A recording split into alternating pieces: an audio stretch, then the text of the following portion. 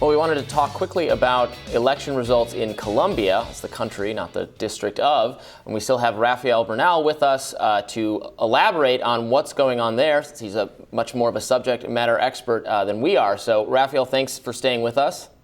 Sure, happy to. So tell us about this election result in Colombia. I understand a leftist was elected and won a runoff presidential election. Tell us more.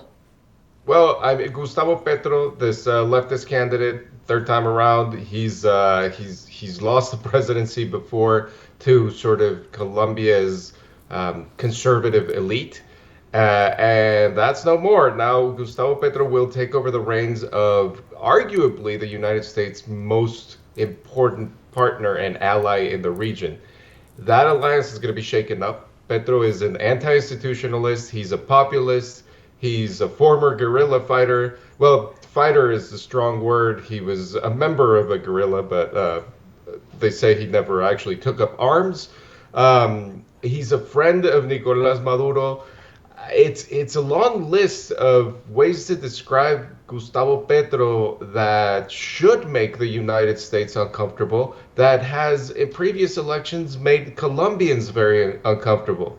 They have a two-round election system, and he had reached the second round before, but the anti-Petro vote had always been strong. What changed this time is he went up against the populist, they say right wing, but really populist, nationalist businessman.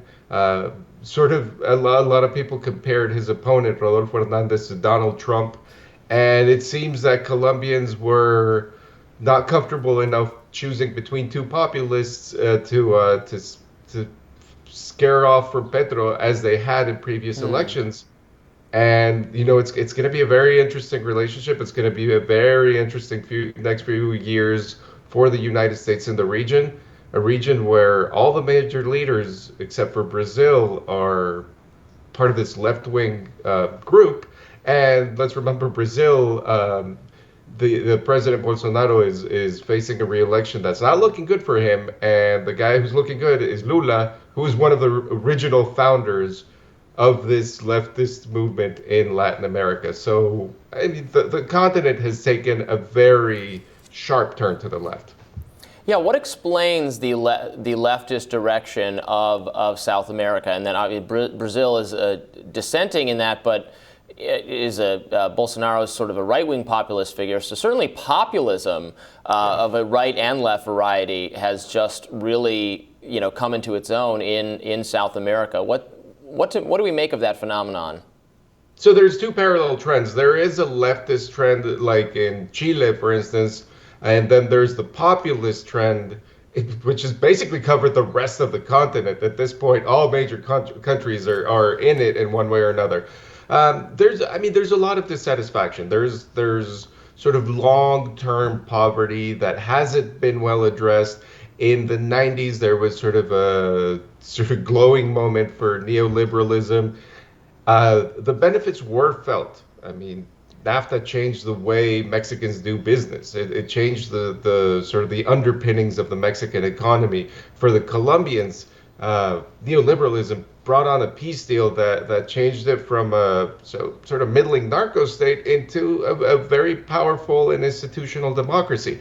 But the structural deficiencies, they have never been they've been addressed, but they've never been successfully addressed. And corruption has sort of popped its head at the most uncomfortable moments for institutionalism in the continent. And let's not forget that populist leaders are able to do things that those that follow democratic lines are not. And mainly people like Petro, people like Mexican President Andrés Manuel López Obrador, they have been making governance very difficult for the institutionalists for decades. They throw bombs they throw wrenches in the system, really, and when the system breaks, they blame whoever's in power, and that's how that's how they get votes. And it's a system that works, but usually once they get in power, the example of Mexico is very good. The example of Brazil is excellent.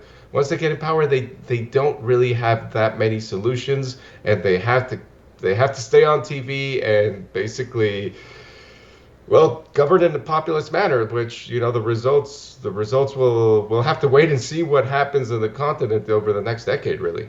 Are you hopeful, though? Are you hopeful that you think these issues that have previously gone unaddressed will be now with this leftist being elected? Frankly, not at all, because a lot of these politicians that have made their careers by throwing wrenches into the system haven't proven capable of showing real solutions, and these are complicated problems. This is not easy. This is how do you address systemic racism, classism? How do you address the broad lack of infrastructure, a complete separation in how half of the country is educated and how the other half really isn't educated? So they need very deep structural solutions, and populists tend to offer very shallow, message-heavy, policy-light solutions. How is this, or if at all, going to impact the country's relationship with the U.S.? Right. Aggressively, very aggressively. So Petro is unlikely to continue most of the alliance with the United States as it has been structured. Let's remember that the alliance between Colombia and the U.S. was originally very militarized. It was technically a law enforcement alliance, but let's remember Colombia was fighting a 50-year civil war where the narcos sort of intertwined with the leftist guerrilla. So there was a lot of military assistance. That assistance has become more social, more development focused over time, but it is still very security heavy. That connection is likely to be severed by Petro. There's really no telling in how many ways that relationship will change, but it will be a drastic change from what we've seen over the previous quarter century. So all in all, you're not hopeful about this pick?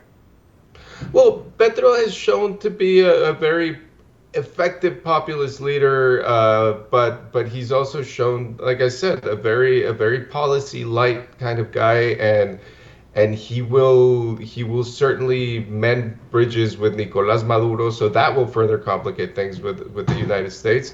And he hasn't really shown, in the way he talks about democracy, he hasn't shown adherence to the principles of democracy. But Colombian institutions are very strong, so there will be a fight between Petro's lack of institutionalism and what the country has built over the last quarter century. The Hill's Rafael Bernal, thank you so much for joining us. Happy to be here. We appreciate it, and we will be back with more Rising in just a minute.